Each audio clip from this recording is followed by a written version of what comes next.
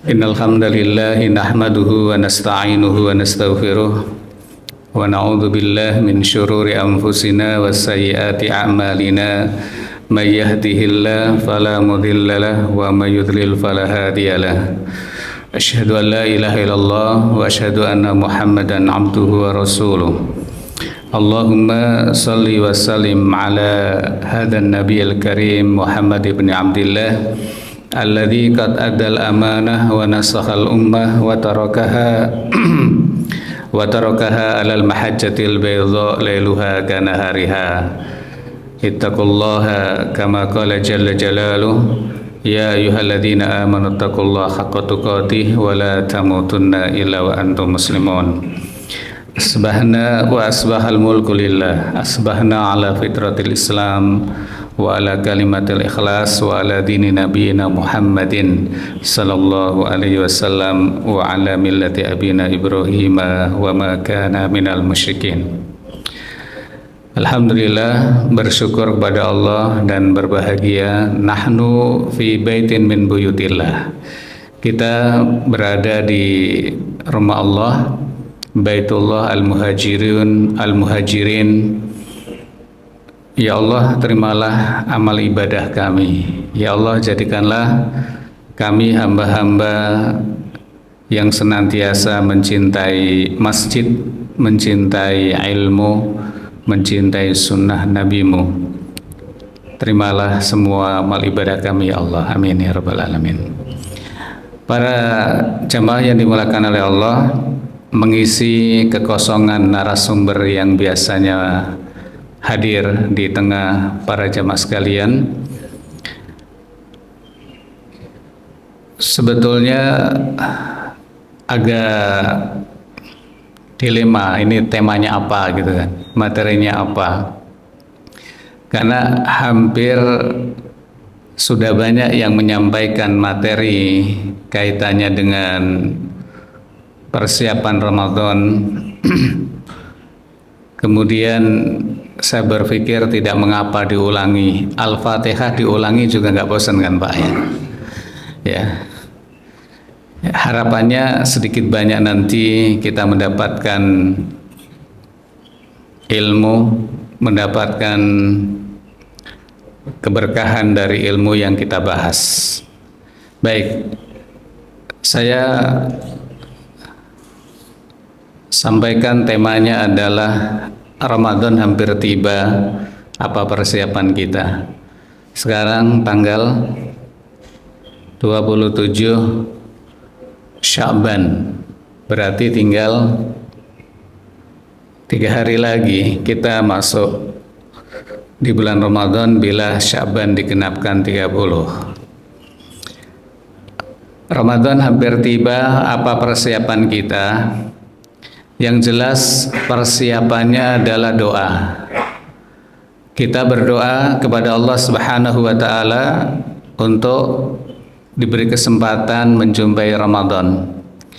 Berapa banyak di antara saudara kita, teman kita, tetangga kanan kiri kita yang diambil kembali oleh Allah menjelang Ramadan. Sepekan menjelang Ramadan, 3 hari menjelang Ramadan, 2 hari bahkan beberapa jam sebelum Ramadan. Maka perlu kita berdoa. Generasi emas umat ini, yakni para sahabat Nabi Shallallahu Alaihi Wasallam, generasi salafus soleh, mereka senantiasa mempersiapkan diri untuk menyambut Ramadan dengan sebaik-baiknya. Di dalam kitab Lataiful Ma'arif, sebagian ulama salaf itu mengatakan, kanu yad'unallaha sittata ashhur ayyubalighahum syahr Ramadan, bahwa para sahabat dulu mereka berdoa kepada Allah Subhanahu wa taala selama 6 bulan agar mereka dapat menjumpai bulan Ramadan. Thumma yad'ullaha sittata ashhur ayataqabbalahu minhum, kemudian mereka juga berdoa 6 bulan setelahnya agar Allah menerima amal-amal mereka di bulan Ramadan. Ini yang terjadi pada diri generasi emas para sahabat Nabi Shallallahu Alaihi Wasallam. Para jemaah sekalian yang dimuliakan oleh Allah, kalau 6 bulan sebelumnya berarti bulan apa tuh? Berarti kan bulan ketiga, Pak ya? Bulan 3, 4, 5, 6, 7, 8. Ramadan bulan yang ke-9. Berarti mulai bulan apa yang ketiga itu? Januari, Februari, Maret gitu ya? Bukan ya? Muharram, Safar, Rabiul Awal. Mulai Rabiul Awal, Rabiul Tsani, Jumadil Awal, Jumadil Tsani, Rajab, Sya'ban. Para sahabat Nabi Shallallahu Alaihi Wasallam mereka berdoa agar menjumpai Ramadan. Kemudian 6 bulan setelahnya, kalau kita hitung Syawal, berarti Syawal, setelah Syawal, Dzulqa'dah, Dzulhijjah, Muharram, Safar, ketemu lagi Rabiul Awal. Artinya kalau kita lihat dari perkataan sebagian salaf tentang sahabat yang begitu merindukan datangnya Ramadan, berarti kita bisa membayangkan nuansa kehidupan mereka itu sehari-harinya adalah Ramadan. Ya, sedangkan kita seringkali kita tidak berdoa kepada Allah Subhanahu wa taala. Tinggal beberapa hari saja mungkin kita lalai tidak berdoa. Ya. Oleh sebab itu saya mengajak diri dan Bapak sekalian untuk berdoa walaupun 3 hari lagi, ya. 3 hari lagi menjelang Ramadan. Nah, kaitannya dengan Ramadan ini para jemaah sekalian, ternyata memiliki keberkahan yang luar biasa, sampai-sampai seorang imam namanya Ibnul Jauzi di dalam kitabnya At-Tabsyirah, beliau bersumpah demi Allah, andaikan dikatakan kepada penghuni kubur berarti orang-orang yang sudah meninggal, seandainya ya dikatakan kepada mereka, wahai ahli kubur, berangan-anganlah, maka mereka pun akan berangan-angan untuk bisa berada 1 hari saja di bulan Ramadan. Kita diberi kesempatan oleh Allah, masih segar bugar, insya Allah ya kita akan menjumpai Ramadan. Oleh sebab itu kita manfaatkan sebaik-baiknya ibadah di bulan Ramadan ini. Ya. Apa saja yang kita persiapkan selain doa? Berikutnya adalah bertaubat kepada Allah Subhanahu wa taala, membersihkan jiwa kita dari segala macam penyakitnya. Ya, syirik, khurafat, tahayul, hasad, hasud, dengki, ya. Qad aflaha man zakkaha wa qad khaba man dassaha. Selain itu adalah kita membuka lagi para jemaah sekalian lembaran-lembaran kitab-kitab yang berkaitan dengan ahkamus siyam, hukum-hukum berkaitan dengan saum, dengan puasa, ya. Dan tidak mengapa kita ulangi lagi. Dan persiapan berikutnya adalah memiliki program dan target maksimal di dalam mengisi Ramadan dengan amal-amal soleh. Ada 9 amal soleh yang tentunya bisa dilakukan oleh kita semua, ya, dan sangat baik, sangat bermanfaat, ya, berdasarkan ayat-ayat Al-Quran maupun hadis-hadis Nabi Sallallahu Alaihi Wasallam. Pertama, amal soleh itu yang jelas adalah siam. Ini sudah kita maklumi bersama.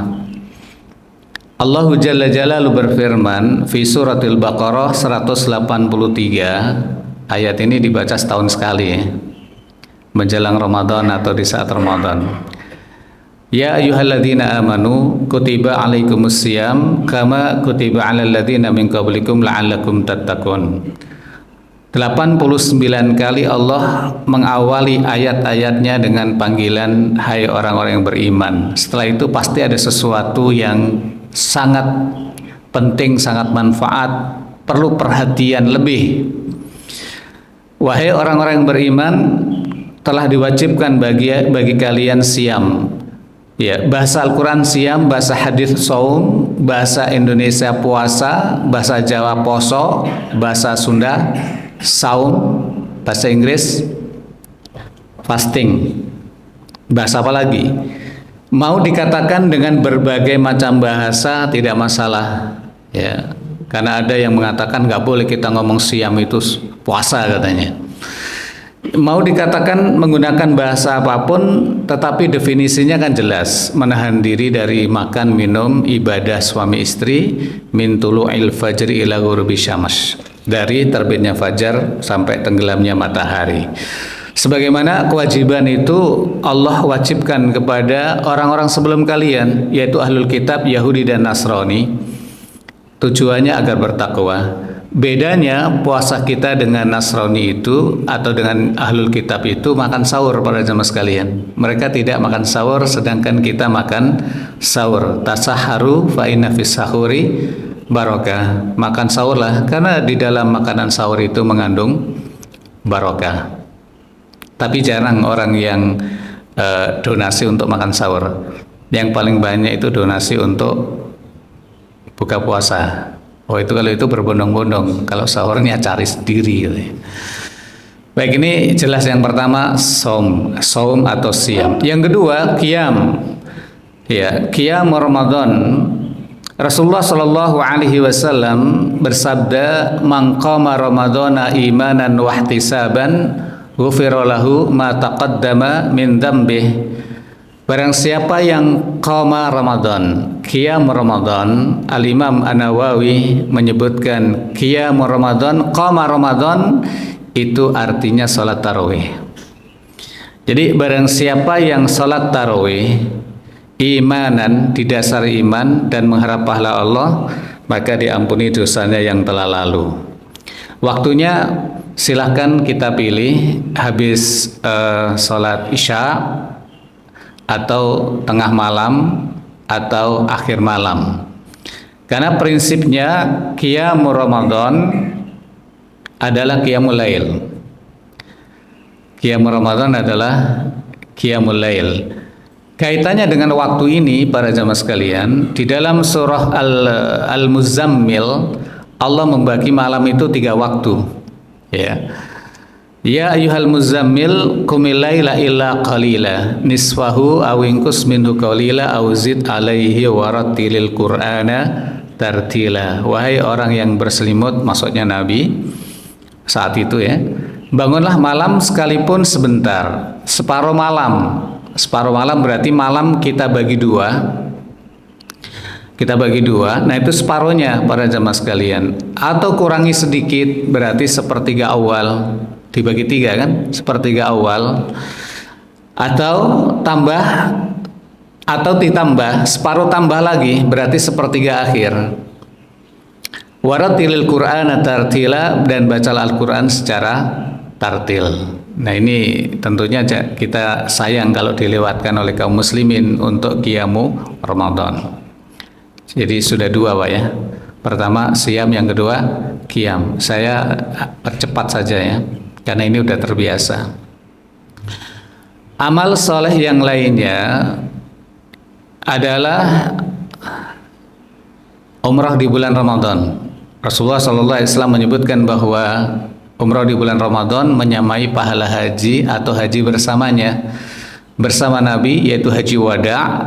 Tanggal haji itu tanggal 8 Pak ya.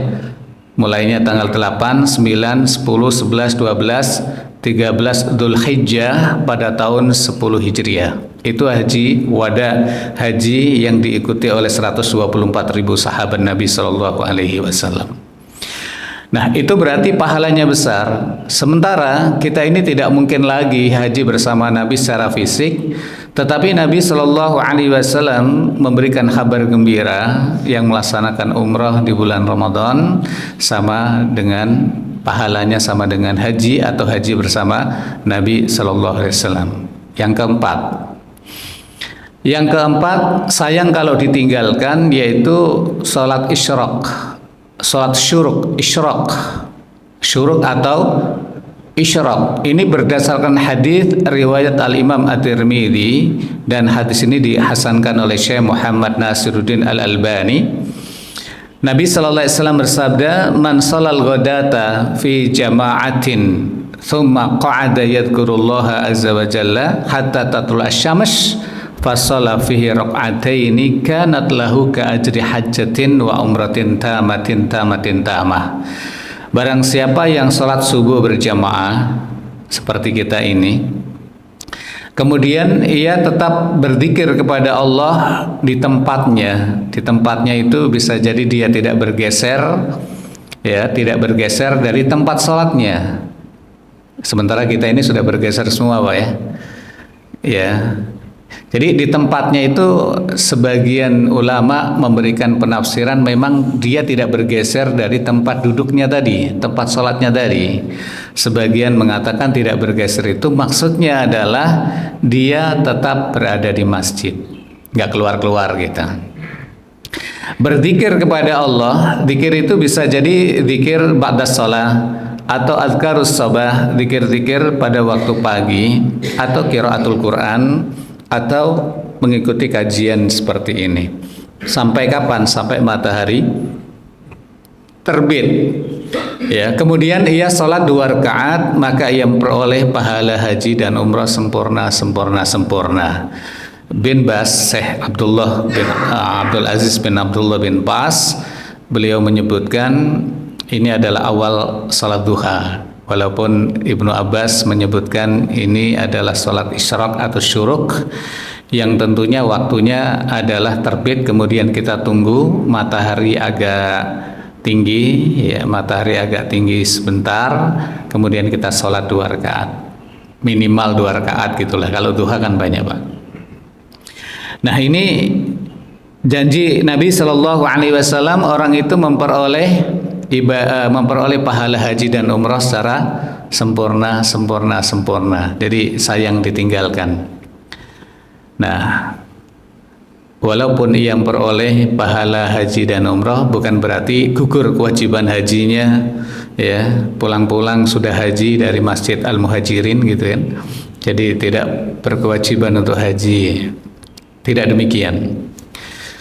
Baik, amal soleh yang lainnya adalah i'tikaf, ya, i'tikaf. I'tikaf ini berdiam diri di masjid dalam rangka untuk ibadah. Syekhul Islam Ibnu Taimiyah di dalam Majmu' Fatawa itu menyebutkan luzum, ya, jadi menetap di masjid dalam rangka taat kepada Allah Subhanahu wa taala. Jadi kalau seseorang, ya, di masjid bukan dalam rangka taat, maka dia tidak dikatakan i'tikaf. Idealnya i'tikaf itu adalah 10 hari akhir di bulan Ramadan. Walaupun seseorang i'tikaf itu hanya beberapa hari saja atau beberapa waktu saja, maka dengan niat taqarrub, mendekatkan diri kepada Allah, maka dia sudah melakukan i'tikaf. Ada yang i'tikaf malam saja, mengawali sebelum maghrib, masuk masjid, keluar setelah subuh. Ada yang i'tikaf siang saja, masuk sebelum subuh, keluar setelah maghrib. Monggo silahkan saja. Atau beberapa jam saja, ya, karena sebagian ulama itu berpedoman bahwa i'tikaf itu tidak dibatasi waktu, tapi idealnya mengikuti Nabi Shallallahu Alaihi Wasallam, ya, 10 hari dan tidak keluar dari masjid kecuali untuk makan, minum, buang hajat. Kalau tidak ada yang nganterin makanan. Bolehkah ketika para suami i'tikaf kemudian istri menjenguknya? Boleh nggak, Pak? Suaminya i'tikaf 10 hari terus istri menjenguknya. Berarti yang kangen siapa? Yang kangen istri, ya. Oh, seneng banget kita suami dikangenin istri, ya, Pak. Rasulullah Shallallahu Alaihi Wasallam, beliau i'tikaf, suatu hari dijenguk oleh istrinya, Sofiyah binti Khuyai, dijenguk oleh istrinya, ya. Lalu Nabi Shallallahu Alaihi Wasallam mengantarkan pulang ke rumahnya. Di tengah perjalanan ada dua orang Ansor. Dua orang Ansor ini mempercepat langkahnya. Nabi tahu, ya. Nabi tahu, kemudian dipanggil, sini mas, sini. Ya. Ketahuilah wanita yang bersamaku ini adalah Sofia binti Huyai. Ya. Jadi saya takut nanti setan itu mempengaruhimu, mempengaruhi aliran darahmu sehingga muncul prasangka buruk. Nah, ini pelajaran juga bagi kita bahwa kita boleh mengantar istri kalau menjenguk, Pak ya. Menjenguk, kita itikaf, ya, kita antar ke rumah. Pertanyaannya, diantar itu sampai pintu saja atau sampai ke dalam? Gimana tuh? Sampai pintu aja ya. Nanti kalau ke dalam bahaya, nggak boleh keluar lagi. Sedangkan nggak boleh mendekati mereka sedang kita sedang itikaf. Baik, jadi itikaf. Wanita boleh itikaf? Boleh. Boleh. Seizin suaminya. Jangan terbalik, istrinya itikaf, suaminya tidak. Kemudian amal yang lainnya adalah Lailatul Qadar. Para jamaah sekalian yang dimuliakan oleh Allah, Lailah itu artinya malam, Qadar itu artinya kemuliaan. Seringkali kita mendengar seseorang mengatakan malam Lailatul Qadar, berarti malamnya ada dua. Padahal Allah menyebutkan atau Rasulullah SAW menyebutkan hanya satu malam. Jadi kita nggak boleh, bukan nggak boleh ya, nggak enak didengar lah menurut saya ya. Kalau kita menyebut malam Lailatul Qadar, berarti malamnya ada dua. Ya. Lebih-lebih kalau seseorang mengatakan malam-malam Lailatul Qadar. Nah, apakah Lailatul Qadar itu masih ada sampai sekarang? Kalau ada kan wahyu sudah nggak turun, ya. Nah, ini sebagian orang membuat keraguan, Pak ya. Lailatul Qadar itu udah nggak ada, wahyu kan sudah nggak turun, ya. Nah, kalau seandainya Lailatul Qadar itu tidak ada, nggak mungkin Nabi memerintahkan kita untuk mencarinya. Ya, dalam beberapa riwayat hadis Nabi memerintahkan carilah ya Lailatul Qadar itu. Berarti Lailatul Qadar itu masih ada? Iya, masih ada. Ya, cari itu. Terutama di malam-malam ganjil. Nah, sekarang persoalannya adalah kalau Muhammadiyah duluan, ya, pemerintah belakangan, gitu Pak ya, itu menentukan malam ganjil itu gimana? Malam Rabu sudah dipastikan Syarikat Muhammadiyah sudah memulai tarawih, Rabu sudah mulai puasa. Pemerintah belum mengumumkan, sidang isbatnya baru hari Selasa malam Rabu, ya. Nah, kalau terjadi perbedaan seperti ini, kita bingung untuk menentukan ganjil yang mana, genap yang mana. Akhirnya, ya sudah, kalau begitu memang kita nggak usah berpikir ganjil genap kayak naik mobil ke Jakarta aja kan. Lebih baik 10 hari terakhir itu kita manfaatkan semaksimal mungkin untuk ibadah. Itu aja. Di beberapa masjid di sekitar kita ini, kalau malam ganjil itu penuh, malam genap agak kurang. Mereka berpikir kalau Lailatul Qadar itu ya hanya jam tertentu, sehingga mereka datang jam 11, ya. Kemudian entah kajian, entah sholat, entah yang lainnya, lalu menjelang sahur mereka pulang. Seolah-olah Lailatul Qadar itu hanya hari jam-jam tertentu saja. Padahal yang namanya Lailah malam itu, para jamaah sekalian, itu mulainya maghrib. Ada orang yang mengatakan maghrib itu belum malam. Terus malamnya kapan? Malamnya itu ya jam 10 ya. Kalau gitu silakan berbuka sampai jam 10. Karena Al-Quran menyebutkan ya kulu washrabu hatta yatabayyana lakumul khaitul abyadu minal khaitil aswadi minal fajr. Makan minumlah ya sampai terlihat benang putih dari benang hitam yaitu fajar. Tsumma atimus siyama ilal lail. Kemudian sempurnakan puasa itu sampai malam. Sempurnakan sampai malam. Kapan kita berbuka? Maghrib. Berarti maghrib itu sudah malam. Ada seseorang yang pagi-pagi komplain sama temennya, saya telepon kamu kok nggak diangkat, kenapa? Jam berapa? Jam 9 semalam jam 9. Ya saya udah tidur, kata temennya masih sore udah tidur.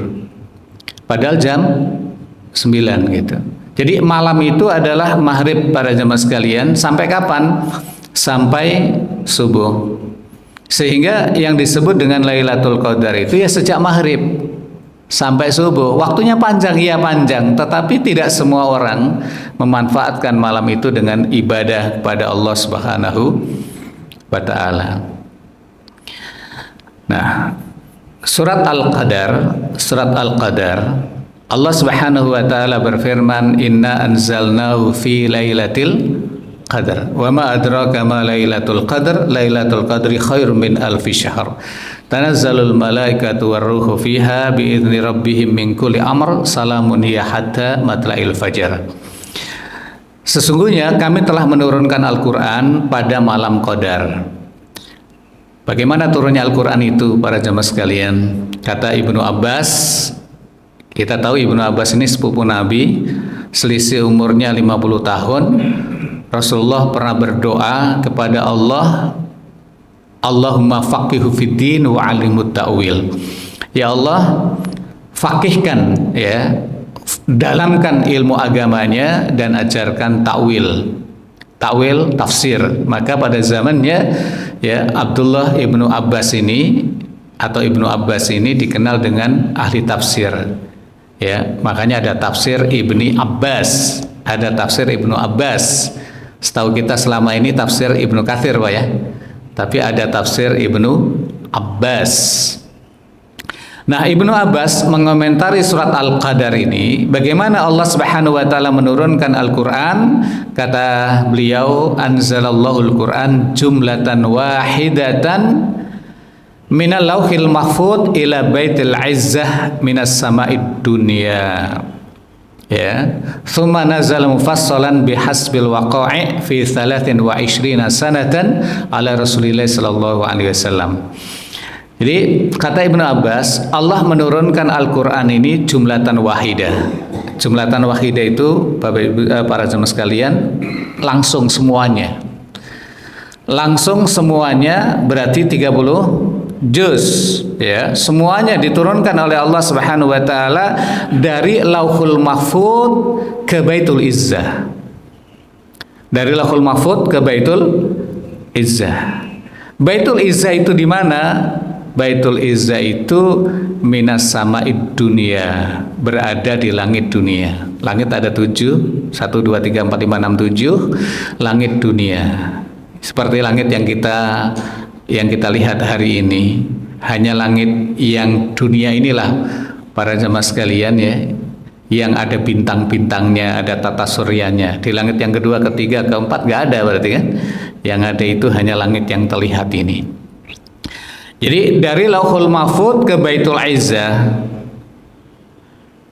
itu secara keseluruhan, yakni 30 juz. Kemudian turun secara berlahan-lahan sedikit demi sedikit kepada Nabi Shallallahu Alaihi Wasallam sesuai dengan kondisi situasi yang terjadi. Ya, berapa lama? 23 tahun. 23 tahun para jamaah sekalian. Turun pelan-pelan. Pertama kali turun yaitu ya ayyuhal. Saya ulangi lagi, pertama kali turun Iqra bismi rabbikal ladzi khalaqal insana min 'alaq. Iqra wa rabbukal akramul ladzi 'allama bil qalam 'allamal insana ma lam ya'lam. Ya. Turun, kemudian turun surat Nun wal qalami wa ma yasturun. Turun lagi surat Al-Muzammil, ya ayyuhal muzammil qumil laila illa qalila. Turun kemudian surat Al-Mudaththir, ya ayyuhal mudaththir qum fa'anzir wa rabbaka fakabbir wa thiyabaka fatahhir. Turun lagi surat Al-Fatihah, turun lagi surat Al-Lahab. Begitu seterusnya ya sampai ke 113 surat At-Taubah dan 114 surat An-Nasr. Idza jaa nasrullahi wal fath wa ra'aitan nasa yadkhuluna fi dinillahi afwaja fasabbih bihamdi rabbika wastaghfir innahu kana tawwaba. Ini namanya tartibu nuzulis suwar. Ya, tertib turunnya surat. Sedangkan mushaf kita ditulis berdasarkan apa itu, Pak? Kenapa kok enggak Al-Alaq dulu, baru Al-Qalam, baru Al-Muzammil, Al-Mudaththir, tetapi Al-Fatihah dulu kan? Al-Fatihah, kemudian apa? Al-Baqarah, yang ketiga Ali Imran, yang ke-13, yang ke-23, yang ke-73, yang ke-123. Oh, nggak ada, kirain ada. Kalau ada bahaya ini. Maksimal berapa, Pak? Bukan maksimal, memang 114 ya. 30 juz. Al-Quran itu 30 juz. Karena ada yang nggak paham. Ketika ada ibu pejabat datang ke sebuah pesantren itu tahfidz Al-Quran. Kata kiainya, Bu, anak kita ini, si fulan ini, alhamdulillah sudah hafal 30 juz. Kata ibu itu, masih kurang berapa juz lagi Pak Ustadz? Nah, berarti kan dia nggak paham ya, nggak pernah baca Quran itu, yang dibaca Quran ya. Nah, begitulah turunnya Al-Quran para jamaah sekalian. Sehingga kita mengenal ada Makkiyah, ada Madaniyah. Ada Makkiyah yang diturunkan sebelum Nabi hijrah, ada Madaniyah diturunkan setelah Nabi hijrah. Makkiyah itu sebelum hijrah, walaupun turunnya misalnya di Taif, mungkin turunnya di tempat yang lain, yang penting sebelum hijrah. Walaupun turun tidak di Mekah, persis di Mekahnya, turun di Arafah. Saat Nabi wukuf di Arafah turun Al-Maidah ayat yang ketiga itu, yang kita kenal dengan Al-Yauma akmaltu lakum dinakum wa atmamtu alaikum ni'mati wa raditu lakumul Islam madina. Ini Makkiyah atau ini Madaniyah. Kalau Al-Yauma tadi itu ya, itu Madaniyah, bukan Makkiyah, walaupun turun di Arafah. Jadi kita mengenal Makkiyah, Madaniyah ya. Makkiyah itu sebelum hijrah, Madaniyah itu setelah hijrah. Setelah hijrah, walaupun turun di Mekah, walaupun turun di misalnya di mana itu Pak, yang perang terakhir Nabi itu, Nabi terakhir perang tahun 9 Hijriah itu di mana itu, yang tepatnya sejuk sekarang ini, mana itu ya, 600 kilo dari Madinah itu, Tabuk. Tabuk, turun di Tabuk gitu ya. Walaupun turun di Tabuk tidak di Madinah tapi Madaniyah. Intinya gitulah ya. Intinya gitu. Nah, kemudian Allah Subhanahu wa taala berfirman, "Wa ma adraka ma Lailatul Qadar." Tahu nggak itu Lailatul Qadar? Terjemahan sederhananya begitu kan. Sudahkah datang kepadamu tentang berita Lailatul Qadar itu? Lailatul Qadri khairum min alfi syahr. Ya. Lailatul Qadar lebih baik daripada 1000 bulan. 83 tahun 4 bulan. Ya, sedangkan umur kita ini rata-rata 60 hingga 70. Ya, sedikit sekali yang hidup di atas 70. Sedikit sekali. Dan orang-orang soleh biasanya diambil sebelum umur 70. Mereka-mereka ini yang begajulan kok umurnya panjang-panjang ya. Ya.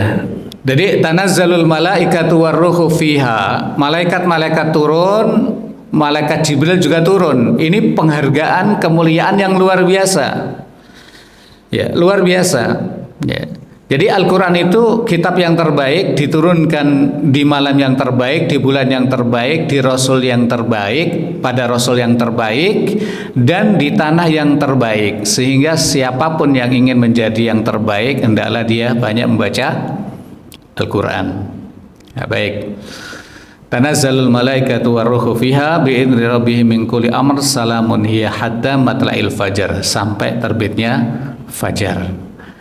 Baik, ini yang ke-7 Pak ya. Yang ke-8, banyak berdoa, berzikir, beristighfar di Ramadan.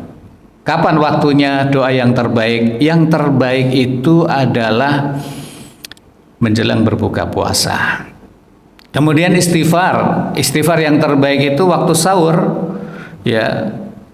Wal mustaghfirina bil ashar, ya. Mereka beristighfar di waktu sahur. Jadi doa sebelum buka puasa, istighfar saat sahur. Nah, waktu-waktu ini biasanya digoda oleh tayangan TV itu, Pak.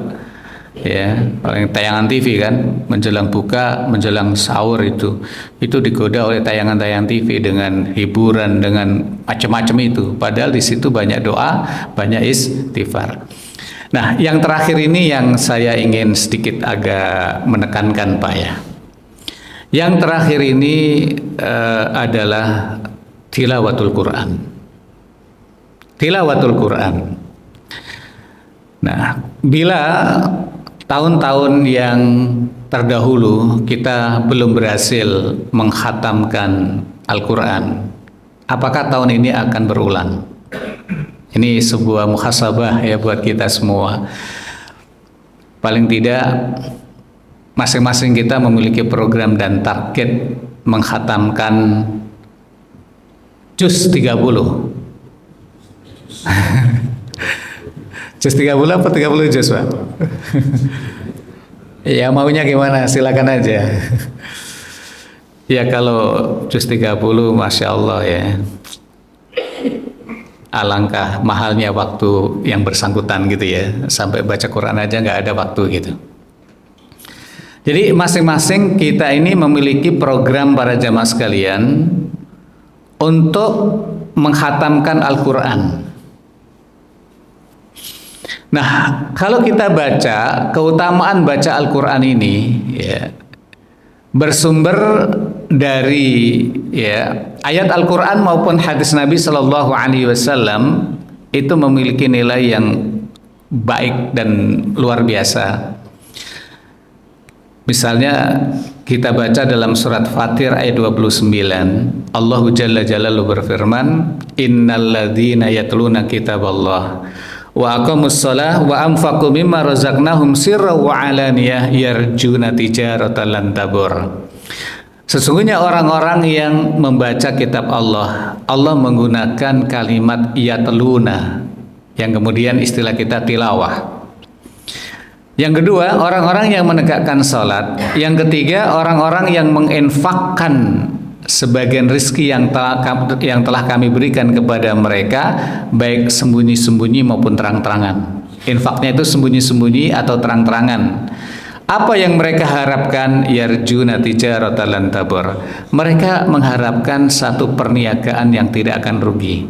Allah jamin ya, tidak akan rugi itu. Sehingga kita bisa meyakinkan diri kita bahwa waktu yang kita gunakan untuk membaca Al-Quran itu argonya sedang berjalan, Pak. Argo pahalanya sedang berjalan. 5 menit ya, 10 menit, 15 menit itu tidak sia-sia. Itu waktu penuh dengan pahala kalau membaca Al-Quran. Demikian pula menegakkan sholat, berinfak. Infak itu boleh secara sembunyi-sembunyi dan boleh secara terang-terangan. Namun untuk menjaga keikhlasan lebih tebal lagi itu dengan sembunyi-sembunyi. Terang-terangan boleh, tapi tetap menjaga keikhlasan. Ya. Sembunyi-sembunyi seperti yang dilakukan oleh cicitnya Nabi Shallallahu Alaihi Wasallam. Ya, namanya Ali bin Husain bin Ali bin Abi Thalib bin Abdul Muthalib. Beliau ini semasa hidupnya itu banyak bersedekah, tetapi tidak diketahui oleh manusia. Sehingga ketika beliau meninggal dunia, barulah fuqara dan masakin itu nunggu-nunggu kok nggak ada lagi rezeki kejutan tiap hari, tiap pagi. Jadi di Madinah, orang-orang fakir, orang-orang miskin pada zaman itu kalau pagi itu buka pintu, di situ sudah ada bahan makanan di situ, entah kurma, entah gandum, entah yang lain, Pak. Itu tanpa mengetahui siapa yang menaruhnya. Ya. Kalau sekarang CCTV ya, kalau dulu kan nggak ada CCTV. Nah, kapan diketahui kalau yang berinfak itu adalah Ali bin Husain bin Ali bin Abi Thalib? Ketika beliau telah meninggal dunia, di sininya ketika dimandikan itu di sininya ada kapalan gitu, ya. Ini orang sebaik ini, ulama besar seperti ini kok ada di sininya kapalan itu. Karena ternyata setelah beliau meninggal dunia tidak ada lagi ya yang bersedekah sebagaimana beliau, dan akhirnya bocorlah rahasia bahwa kapalan ini memang kapal pundaknya itu karena beliau seringkali memikul sendiri, kemudian beliau membagi sendiri. Masya Allah, ini keikhlasan yang luar biasa ya. Berbeda jauh dengan orang sekarang, Pak ya. Infaknya, sedekahnya nggak banyak, tapi kameranya banyak. Ya, untuk diupload di mana? Media sosial ya. Itu beda jauh keikhlasannya. Jadi infak itu boleh sir, boleh alaniyah. Nah, kaitannya dengan baca Al-Quran para jemaah sekalian, hadis-hadis Nabi Shallallahu Alaihi Wasallam banyak memberikan semangat buat kita ini.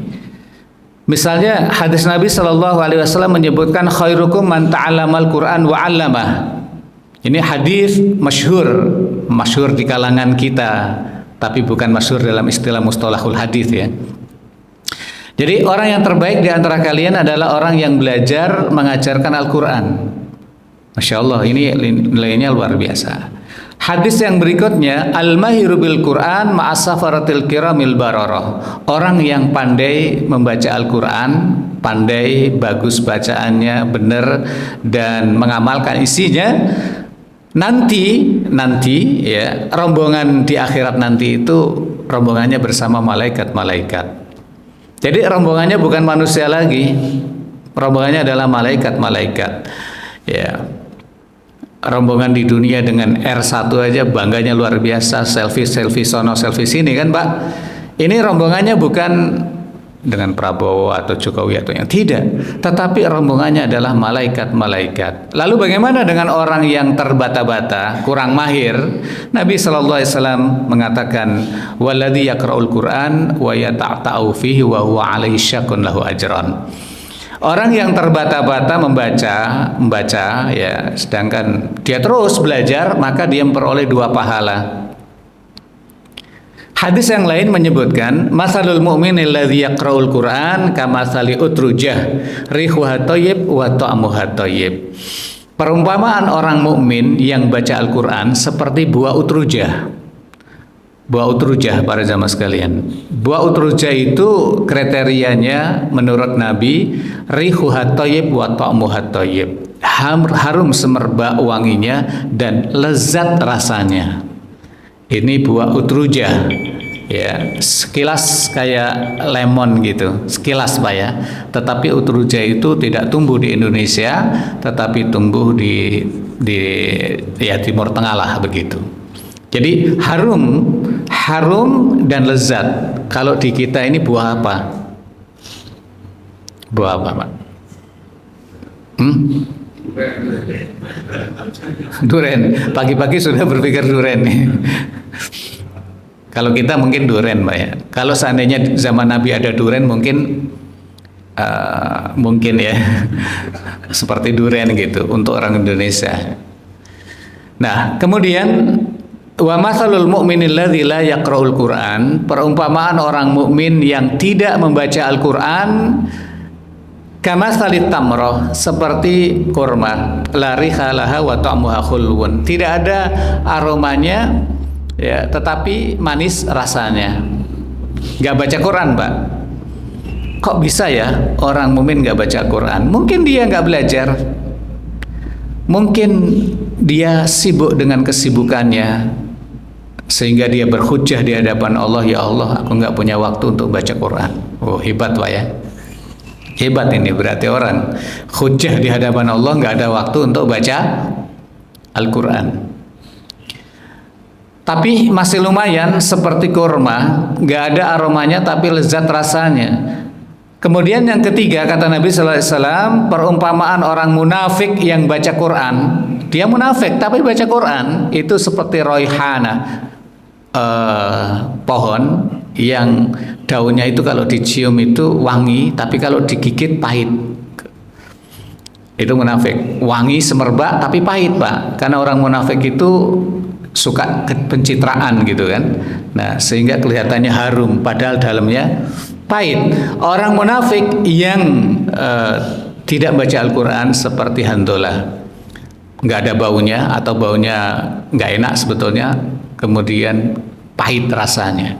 Nah, kita para jamaah sekalian, di luar Ramadan, lebih-lebih di bulan Ramadan, mau jadi yang mana? Terserah kita.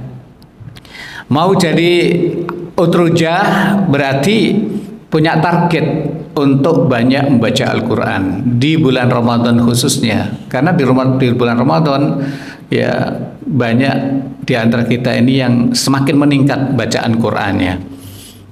Bukan semakin menurun, tetapi semakin meningkat. Silahkan para jamaah sekalian memiliki target masing-masing. Silahkan target masing-masing sesuai dengan kemampuannya, ya. Tapi kalau bisa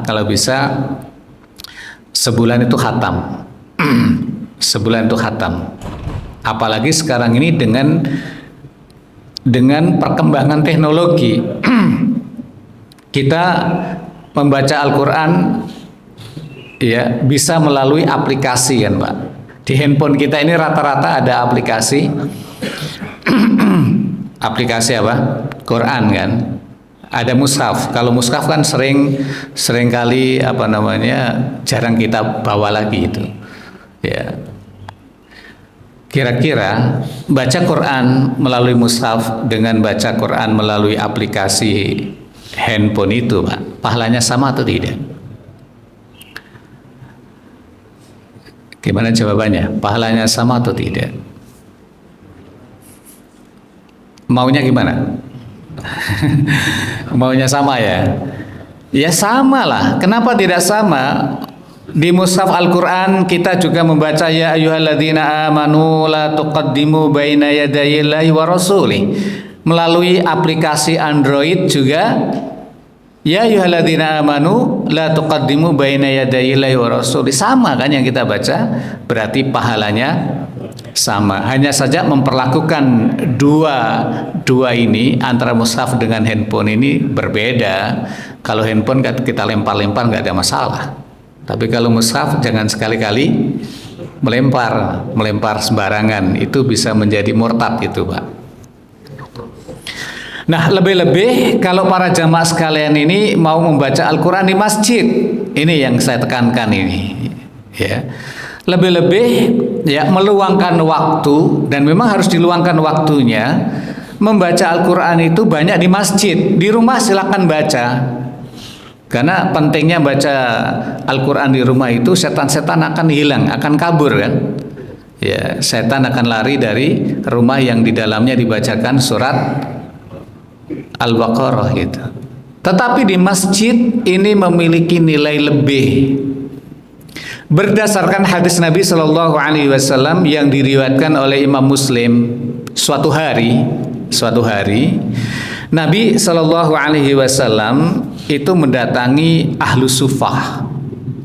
Siapa ahlu sufah ini? Ahlu sufah ini orang-orang fakir, orang-orang miskin, tamu-tamu yang datang dari luar Madinah, ya, atau musafir-musafir orang-orang fakir, orang-orang miskin yang tidak punya harta, tidak punya kerjaan tetap, tidak punya ladang, tidak punya keluarga. Oleh Nabi Shallallahu Alaihi Wasallam mereka ditempatkan di masjid bagian belakang. Masjid zaman Nabi itu kotak, depannya dikasih atap, belakangnya dikasih atap, tengahnya bolong. Nah, mereka ini ditempatkan di bagian belakang Masjid Nabawi pada zaman sekalian. Suatu pagi Nabi Shallallahu Alaihi Wasallam mendatangi mereka. Ini dalam riwayat Imam Muslim ya.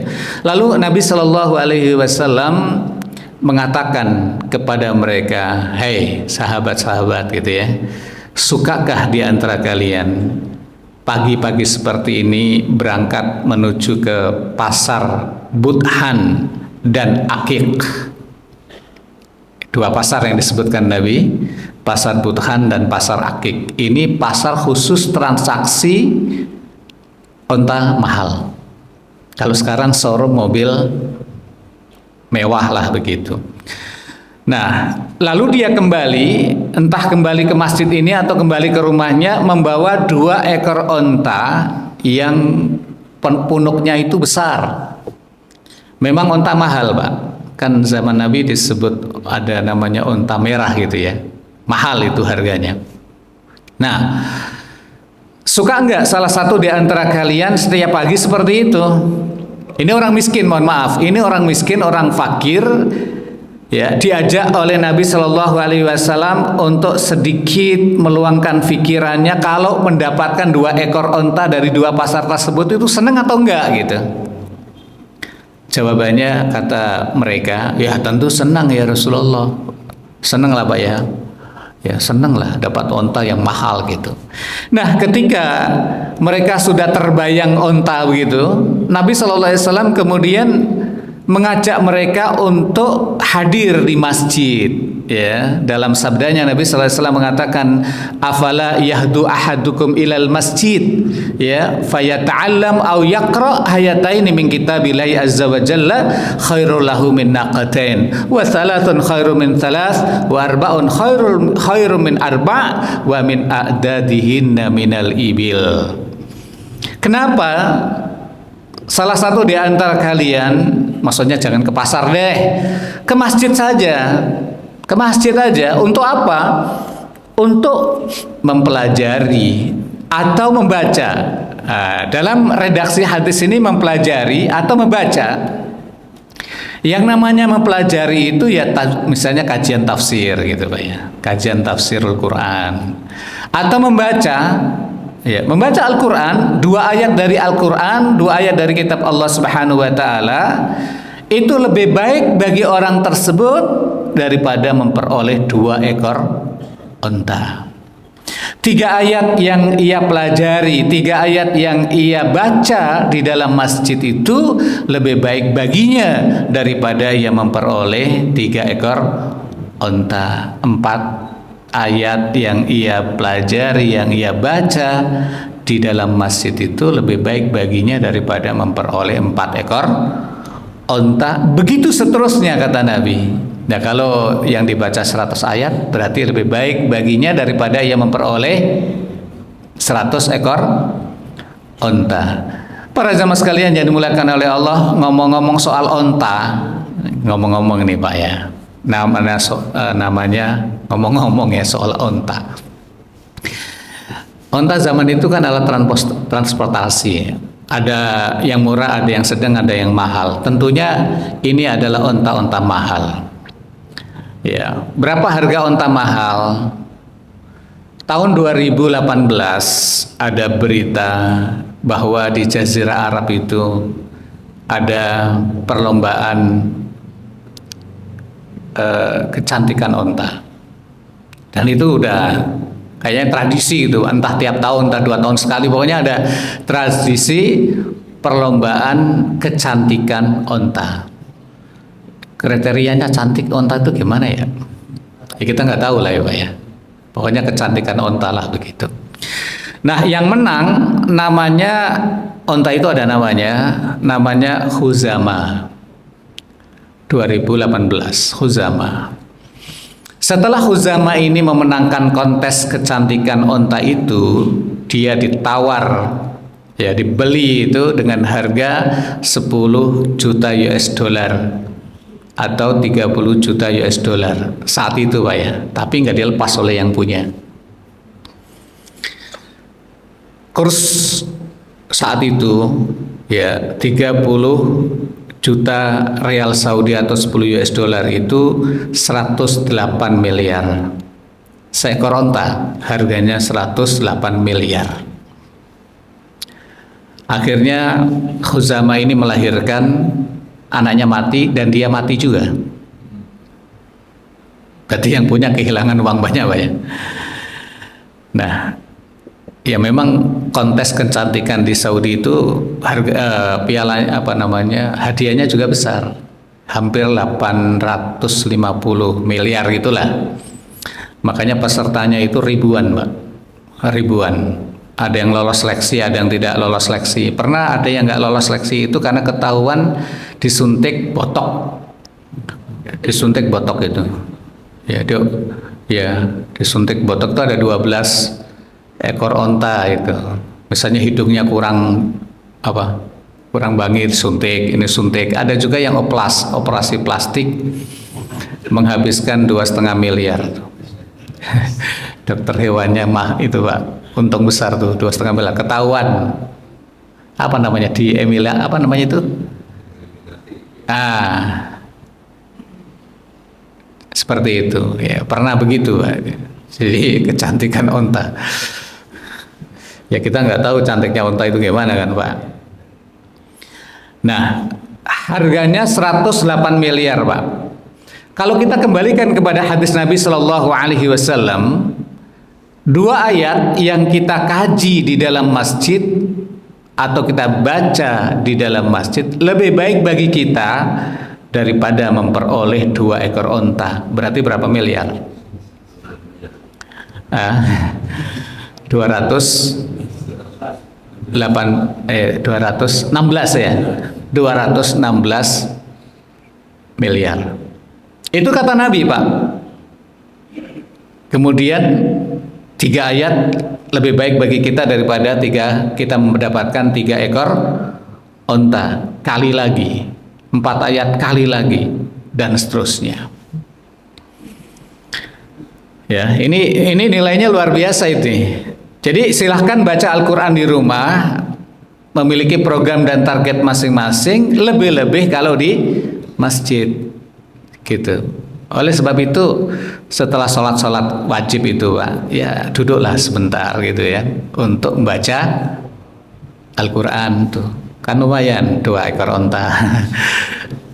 Saya tidak bermaksud menyamakan ayat dengan onta, tidak. Lebih baik kata Nabi, lebih baik bagi orang itu daripada memperoleh 3 ekor onta, 4 ekor onta. Nah sekarang saya mengakhiri, udah siang lah ya ternyata ya. Saya mengakhiri talim kita hari ini Pak, dengan pertanyaan dan satu ungkapan dari Utsman. Pertanyaannya begini, kalau Bapak dan jamaah sekalian disuruh milih, mau baca Al-Quran 2 ayat atau 2 ekor onta, pilih yang mana? Ya kan pertanyaan. Ayo Pak, monggo dijawab. Sebelah kanan dulu. Pilih baca Al-Quran 2 ayat atau pilih onta yang harganya segitu itu? Uang aja lah. Oh, nggak ada yang jawab. Sebelah kiri nggak ada yang jawab juga. Dalam hati milih uang. Bapak nggak nanya ke saya, Pak Ibat nanya pilih yang mana. Kalau saya Pak, milih 2 ayat yang saya baca. Kalau saya milih 2 ayat yang saya baca, yang saya kaji di dalam masjid. Karena itu lebih baik bagi saya daripada memperoleh 216 miliar. Ya. Jadi kenapa saya pilih itu? Ya karena kata Nabi itu lebih baik. Lebih baik. Dan itu tetap akan saya pilih. Kenapa? Gitu Pak. Nggak ada yang nawarin. Coba kalau ada yang nawarin dan uangnya sudah ada di depan mata Pak ya, goyah juga. Ya, mikir-mikir juga 2 ayat apa ini nih? Kalau ini kan bisa bangun masjid ya Pak ya, bisa bangun pesantren, Darussunnah makin gede kan gitu. Nggak ada yang nawarin sih, coba ada yang nawarin. Ya, nggak usah miliaran lah Pak. Hari ini 100 juta aja yuk, Bapak yang mau nawarin saya di sini uangnya. Saya pilih uangnya. Intermezzo Pak ya, intermezzo. Terakhir saya sampaikan perkataan Utsman bin Affan. Nggak apa-apa Pak, dikit-dikit lah, terakhir lah. Kata Utsman ini di dalam Ighatsatul Lahfan ya. Kata Utsman bin Affan radhiyallahu anhu, "Lau taharat qulubuna ma syabi'at min kalamillah." Seandainya hati kita ini bersih Pak. Syirik, khurafat, tahayul, hasad, hasud, dengki, macam-macam itu bersih. Berarti kan sehat. Kalau bersih kan sehat. Ya, jiwa kita sehat, hati kita sehat. Kata Utsman bin Affan radhiyallahu anhu, ma syabi'at min kalamillah, maka tidak akan pernah bosan membaca Al-Qur'an. Kalau hati kita sehat, kita tidak akan cepat kenyang membaca Al-Qur'an. Maksudnya gimana ini? Maksudnya gini Pak, Al-Quran itu kan syifa, Al-Quran itu rahmah, Al-Quran itu Masya Allah kalamullah subhanahu wa ta'ala. Itu kalau dibaca oleh orang yang sehat, dia akan senang membaca terus, nggak cepat-cepat berhenti. Ya, nggak cepat-cepat berhenti. Katakanlah seperti makanan lezat. Makanan lezat itu kalau dimakan oleh orang yang sehat, 1 piring nambah. Pagi ini disiapin sarapan, betul Pak ya? Sarapan itu, sarapannya nikmat, sarapannya lezat. Orang yang makan juga sehat, kemungkinan nambah. Kemungkinan nambah 2 porsi. Tetapi makanan yang nikmat, makanan yang lezat itu kalau dimakan oleh orang yang sakit, maka sedikit saja dia sudah merasa kenyang. Teman kita sakit nih, kita bawa makanan yang lezat. Mas, Pak, ini makanan lezat, makanan mahal nih. Makan loh. Ini sakit Pak orang ini kan. Enggak. Kemudian kita suapin 1 sendok. Itu pun malas dia mengunyah. Ya, kemudian kita tambah 1 sendok lagi, dia menutup rapat-rapat bibirnya, ya, lalu dia mengatakan, tidak, saya sudah kenyang. Kenapa makanan yang begitu lezat nggak sampai masuk ke dalam mulutnya? Karena pahit, karena sakit. Demikian pula di dalam baca Al-Quran para jamaah sekalian, kalau hati kita mohon maaf sakit, nggak sehat, itu baca Quran 2 ayat sudah merasa kenyang, sudah ada cukup, baru 2 ayat. Ya kan? Baru 1 lembar itu sudah merasa seperti naik ke gunung, ngos-ngosan. Baru 1 lembar sudah seperti naik ke langit, kan itu kan? Oksigennya berkurang. Kenapa? Karena orang ini sedang sakit hatinya. Oleh sebab itu para jamaah sekalian, yuk kita bersihkan hati kita supaya nanti nggak cepat selesai, nggak cepat-cepat ingin selesai di dalam baca Al-Quran. Kata terakhir mengidentifikasi hati kita sehat atau tidak, coba baca Quran. Baca Quran Pak. Kalau ingin cepat-cepat, oh berarti ada yang sakit. Kalau ingin lama-lama, oh berarti sehat. Mohon maaf atas segala kekurangannya. Subhanakallahumma bihamdika, asyhadu an la ilaha illa anta, astaghfiruka wa atubu ilaik. Assalamualaikum warahmatullahi wabarakatuh.